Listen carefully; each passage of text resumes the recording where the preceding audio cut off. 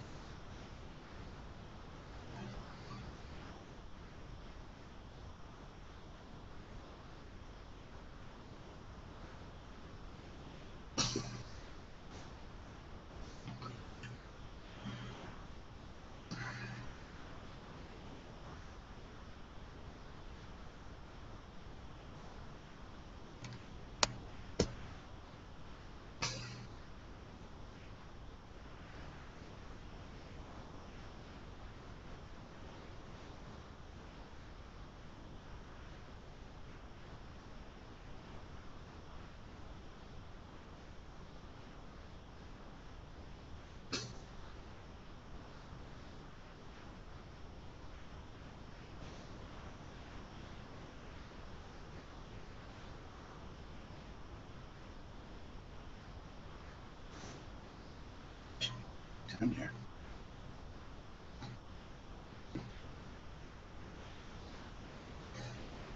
No. No.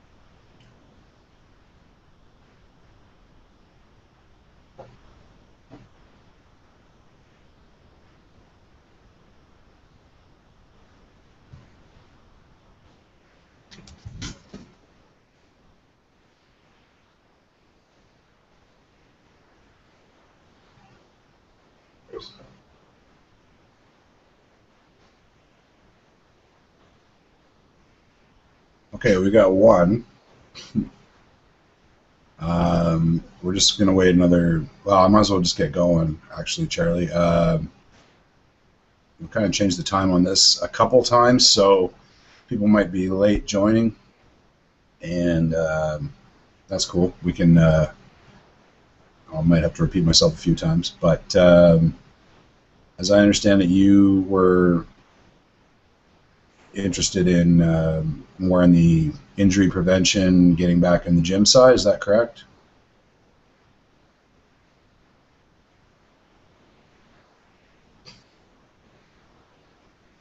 Just waiting for some sort of. You can just fire me responses on group chat there, actually, and because your mic's turned off, but I could turn it on actually, or maybe you can turn it on too. Let me see.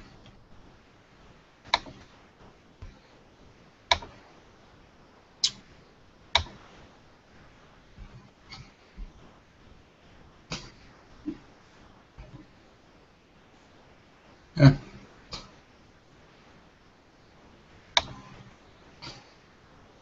Yeah, no worries. So why don't I just start with a quick introduction? So I'm Thom Lamb. I'm a strength and conditioning coach, strength mobility and conditioning coach, whatever you want to call it.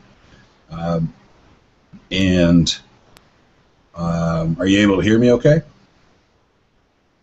Just let me know if you can hear me all right, because I can adjust my level.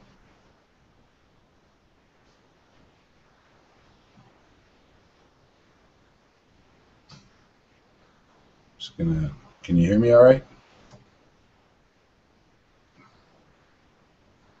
Okay, great. So, purpose of this Q&A is really to create awareness about the two groups that I'm offering, and I'm going to introduce myself first, and then hopefully like 1,000 people join the chat. But if they don't, that's cool. Everything starts somewhere. So, I'm a strength conditioning coach. Live in Fredericton, New Brunswick, which is in Canada, not New Brunswick, New Jersey, or wherever that is.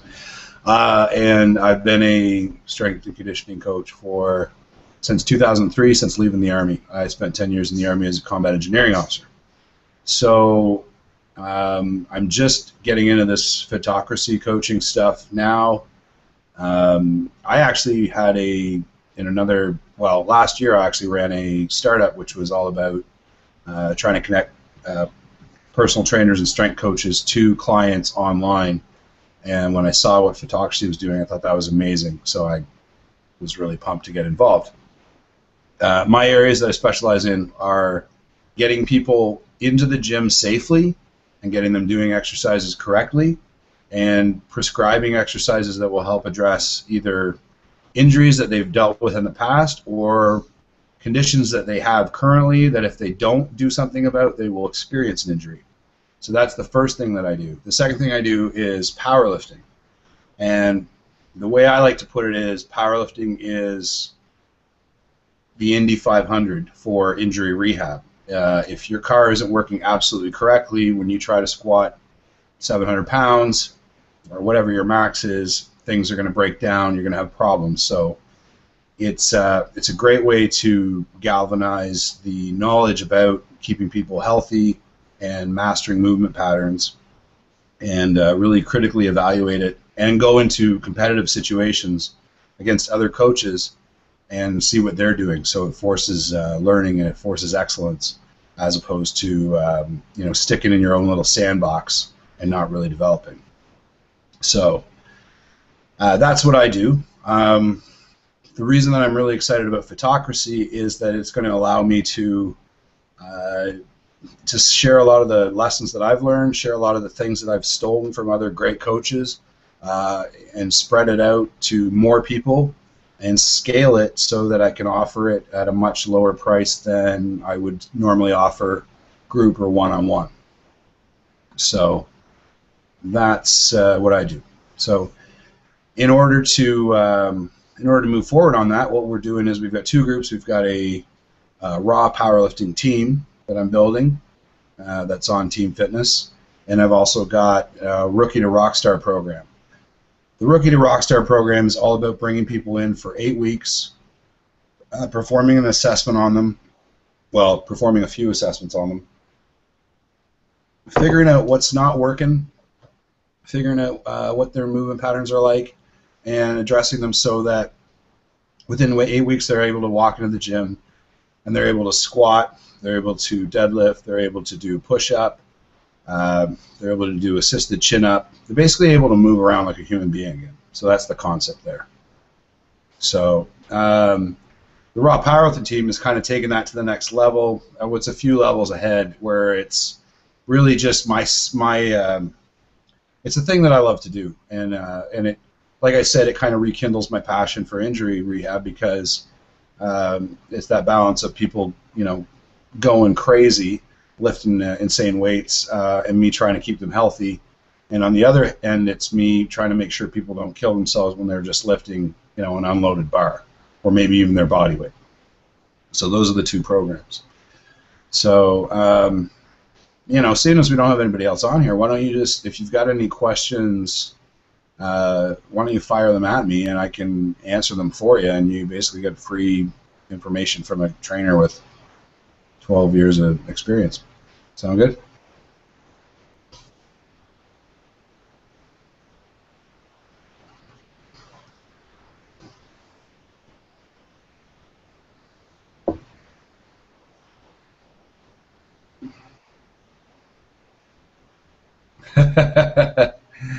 Okay, well, hey, why don't you just give me a couple words about what area of the body is giving you problems, and I can flesh that out, and just, I don't want to talk about something that doesn't relate to you directly. Yeah, me too. But I guess one guy that I really like, Rob Wolf. I don't know if you know anything about Rob Wolf. He has a podcast called The Paleo Solution or something. And I guess his first podcast started, well, you should check him out, robwolf.com, R-O-B, hold on. Do you like, are you into like paleo eating, or is that something? Don't check him out right now, though, because you're my only viewer, and yeah. But he's kind of amazing. He has a ton of information on the nutritional side, which isn't something I'm going to get into yet on Photocracy, but I guess the reason I brought him up was that his first podcast had 6 listeners, and now he's got hundreds of thousands. So, in life, you kind of just have to, if you want to do something, you just go ahead and do it. There's my motivational. Okay, well, there you go. So, hey, why don't we, I mean, we can talk about your nutrition too. I can do that. Do you know anything about paleo? Or if it fits your macros, or, yeah, basics, yeah. So, one of the, well, it's a little bit of a change of direction, but sure. So, paleo is basically just the concept that you eat the way we ate before the Industrial Revolution. And it's an interesting idea. It actually can clear up a lot of problems for people. So if you're experiencing any sort of illness or any lack of energy or anything like that, it's usually because your diet's drifted too far away from the diet that we've evolved to manage. So one of the things that paleo gets blamed for, or gets kind of, the misconception is that it's all about meat and it's all about eating a bunch of bacon, which is not true. It's really just about eating foods that haven't had the shit processed out of them. So a good example would be, like, for today, for me, I'm a super heavyweight powerlifter, so I kind of eat a lot. So I had like 4 carrots that were shredded up, and they were, like, I shredded them in a cheese grater, fried them in bacon, grease, and butter, believe it or not, and it was delicious. And then I had 4 eggs over easy and 3 strips of bacon. So, you know, that'd be like a good example of a paleo meal, although that'd be pretty high in protein. For the average person, maybe it'd be more like, you know, 2 carrots fried up in maybe a little bit less bacon grease and maybe an egg or 2. So that's, you know, just an example of like what kind of things a paleo a diet would include. It's a lot of vegetables. It's a little bit of fruit. It's a fair bit of meat. A lot of fish if you can get it, because fish is kind of wonderful because it has all the benefits of meat and none of the disadvantages. And yeah, it's a pretty good diet to start with. The disadvantages of paleo are that some people find that it's limited because they can't have grains. If grains don't bother you, I don't see why they can't be included as well. It's just not something you want to base your diet around. If you have grains in every single meal, it's probably going to lead to extra body weight. But there's nothing to say that you can't have a sandwich once in a while if you tolerate bread. So that's a snapshot of paleo. Like I said, robwolf.com actually has a lot of information on that. It also has a really neat flow chart that can allow you to assess like where you're at nutritionally and figure out what you need to do. And I could actually send you a message with that flow chart if you want, and you can kind of work through that and help break out your nutrition. Okay? So unless you got any more questions about nutrition, I can bash on into training, and maybe you can tell me, you know, I'm not sure if you said that it was your back or what part of your body. Was it because you watched the lower back videos that I put up and you were kind of interested in that? All right, cool. So the lower back, and how long have you been training for? Like what are you doing right now? Putting you on the spot here. Sorry.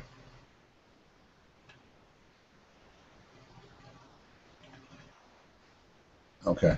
Are you having any problems with your back since you started going? Okay, cool. Now, here's the problem with circuit training. Yeah, all right, that sucks. How old are you? We'll get this sorted out, don't worry. I've actually worked with, I don't know, well over 100 people that have problems with their back. Oh. Okay. Well, the good news is if you're in your 20s, you're going to find that you rapidly adapt to whatever. See, every decade that you move along the highway, if you will, I don't know, the journey of life, every decade it gets like about 50% harder to change. It's really nice in the 20s. Like in your 20s, you're going to see rapid rates of change. So if you introduce a few things, you're going to find that you change really fast. The problem is that some forms of exercise are actually going to lead you to be less flexible. Like you mentioned circuit training, and here's the problem with circuit training is that with circuit training, you tend to never get enough rest. Okay? And rest in exercise is actually an important idea. The reason that rest is important is because muscles can be classified in 2 different ways, and one is explosive, and one is more of an endurance type thing. Have you ever heard of fast twitch and slow twitch fibers? Or can you actually hear me? Hey? Can you actually hear me? Oh yeah, I can hear you. Yeah. Yeah, I've just figured it out. It's actually working now. All right, cool. So, have you ever heard of like fast twitch and slow twitch fibers? No, not really.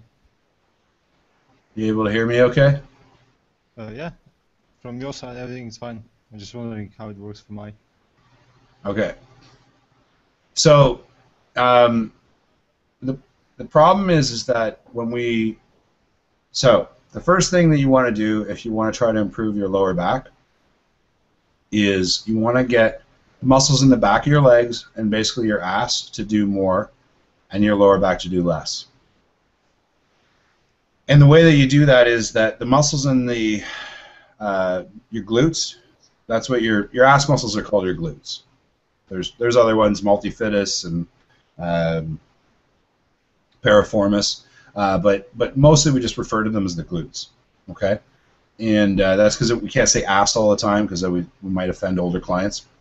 So the problem is that those muscles they're explosive and they're very strong and powerful, but they're also very lazy, and they like rest. So if you try to do activities where you're constantly moving, they don't bother activating. They're like, fuck that, I don't want to do that. So they prefer stuff where you're explosive for like 30 seconds and then you rest for a minute and a half. Okay? So that's usually why when we start teaching squats or deadlifts or lunges or step-ups, we take big rests in between in order to get those muscles to activate. The other thing that we usually do is that, do you stretch a lot? Like, do you do a lot of stretching? Like almost every day after every workout. You do stretching? Yeah. Okay, good. Hey? Yeah, I can hear you pretty good. I should bring the level up. I don't know how to do that. Hear me? Yeah, I can hear you okay, but Volume. yeah, maybe turn your volume up. Yeah, I'll try to do that. Okay, so yeah, the problem being that stretching is good, especially like there's actually a bunch of different stretches you can do, like stretching your glutes out, stretching your hamstrings out. All those things are important, but I've been meaning to put together a video where I show exercises where you do what's called an active stretch. And so a good example would be if you lay down on the ground and you had both your feet laying on the ground and you lifted one up as far as you could and you brought it back down. So it's not like you're holding onto your leg and stretching it, it's like you're actually lifting your leg. Yeah, just like in the video on your Facebook page.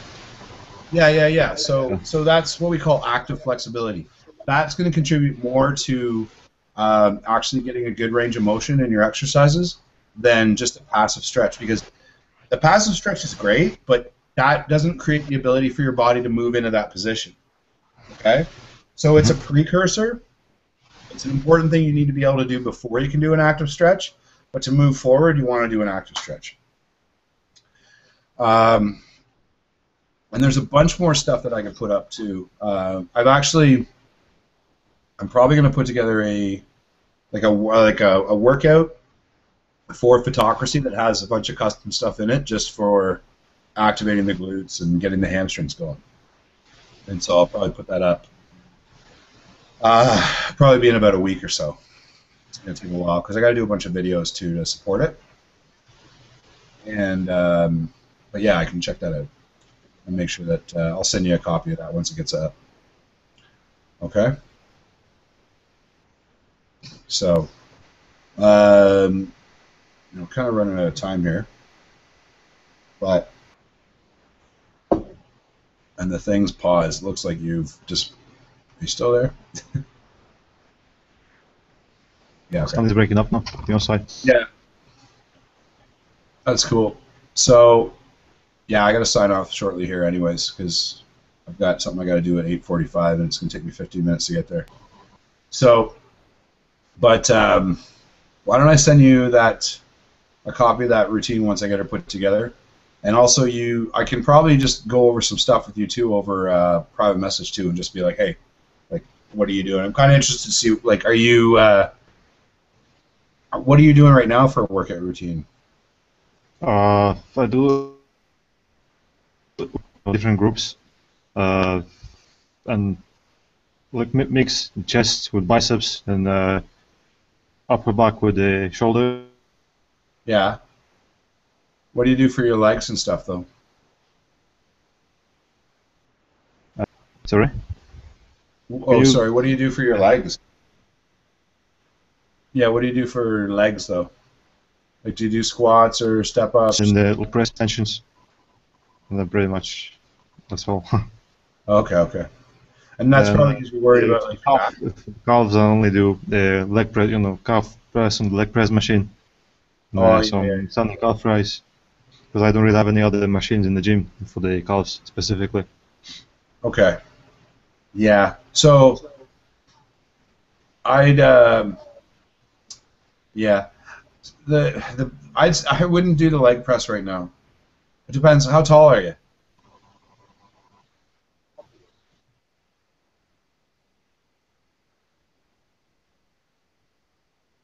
Anyways, I would just say I'd avoid the leg press um, for now. There's nothing wrong with it, but it can cause some major problems for people if it's not being done correctly, especially if the Yeah, hamstrings and glutes are tight.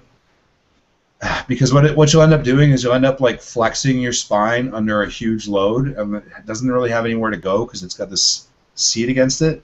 So it's yeah, not a good idea. What's much healthier is to do some bodyweight squats and build up, and even just dumbbell squats. The reason why that's better is that your core, so your stomach muscles, will have to contract to stabilize your spine while you do that, whereas in the leg press, they don't have to contract at all. All they have to do is try to stay out of the way so your knees don't like crush them. So um, I'll follow up with you. Like I said, I got a jet, but yeah. I'll follow up with you and give you some more pointers on that because there's definitely a lot you could be doing to improve how well your legs work, especially the muscles in the back of your legs. Yeah. Okay, and how flexible they are, and that'll make sure that because if you're not experiencing any pain, that's fine, but it sounds like you're not activating those muscles very well, and that could lead to some pain, or it could just lead to like not being very strong. And nobody wants to be Yeah. not strong, I mean, right? so the thing is, like when I do, the leg curls, I can put a lot of weight, much more than of the leg extension. Like I feel my hamstrings, they're much stronger than the quads. Yeah, But when I do deadlifts or squats, I don't incorporate the hamstring fully. Like when I do deadlifts, I start the movement with my lower back, and I yeah, don't feel it all in my hamstrings. yeah, So yeah, I can pretty much tell, it's not yeah. So for sure, like the problem is that when you're lovely. using a machine-based exercise, there's a fewer degree, what we call degrees of freedom. I don't know what are you. Yeah, degree of freedom means the ability to move in a certain direction. Okay, and so sometimes in machine-based movements, it's very easy to activate muscles because there's nothing else to activate. It's been Yeah, isolated. But then when we go into something like a compound movement like a deadlift, we have multiple muscles we could choose to activate. And then we're going to choose the one we predominantly use throughout the day. Okay? So you could have very powerful hamstrings. That's great. It's not so much that the muscles aren't working, it's that your neuromuscular connection isn't ideal. And that's kind of what needs to be trained. And the other thing is that like you have to remember that so one of the hamstring muscles, it's known as biceps femoris. So there's like three hamstring muscles: semimembranosus, semitendinosus, and biceps femoris. Okay, semimembranosus, semitendinosus. You don't need to know that. Don't worry about it. But anyways, yeah, they are what we call biarticulate muscles. So biarticulate means they run from your lower back. They run over two joints. They run from your lower back to below your knee. So if you're laying down and you're doing a leg curl, only one of those joints is flexing. But when you do a deadlift, they kind of both bend down, and so it confuses the muscle a bit, and it has a hard time activating. So it needs to be trained in that specific position in order to contribute to the lift, in order to help lift the weight. Does that make sense? yeah, absolutely. Yeah, that's why I'm here. So, so, uh, so that's one thing where um, specificity in training, like that idea of practicing the movements, it's going to be very important because you never lay down and curl your legs, right? You never do a leg curl in real life. But we do deadlift type movements all the time Yeah, in real life. And so we need to get good at those. And the other nice thing is the deadlift is great at recruiting somewhere around 230 other muscles. So, it's a powerful exercise for building mass and functional strength. So it's good. It's good that your hamstrings contract properly. And the other thing too is when you do a leg curl, you only recruit 2 out of the 3 muscles. Like you recruit them all, but you tend yeah, to favor ones. I can't remember which ones, so it probably doesn't matter that much. But you know, you don't really fully contract the hamstring, and the glutes too don't get used at all. So, okay. So I think what I'll do, I'll take a look at some of your workouts that you're doing, and we're just gonna like maybe nudge you a little bit towards like a lot of times when I teach people how to deadlift or squat, I start with just body weight, and when I teach them to deadlift, I just have them hold on to like a 15-pound bar, and I just have them practice looking in the mirror over and over. Okay, and then once your brain knows how to move it correctly, then we start worrying about the muscles contracting really forcefully. Yeah. Okay. And actually, when I started deadlift, it was about 3 or 4 months ago. Yeah. I went straight to the heavy weights. Yeah. But my form was way off, and I was rounding my back, slouching my shoulders. It was so full. So now I use lower weights and just focusing on the form, just making sure I can maintain the proper, the shape of the spine all the time. And, one thing I always tell clients is that, hey, yeah, that was a great decision, man. That's totally what you should have done. Yeah. Because, so one thing I like to tell clients is when, in the 70s and 80s, when the Soviets were doing really fantastic in Olympic weightlifting, they were dominating. Nobody could figure out why.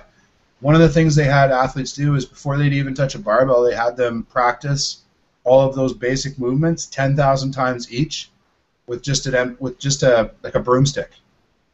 Okay, and these were people that were like elite athletes. So form is everything. Okay, and like I've hauled over 750 pounds in the deadlift, and it all starts with just you do it correctly. So that's something. I'm going to be late if I don't get off the phone here now, but we'll follow up.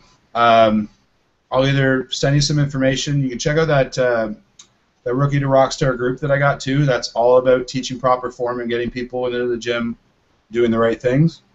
And I should probably be able to follow up with you tomorrow with some more information. Okay, man?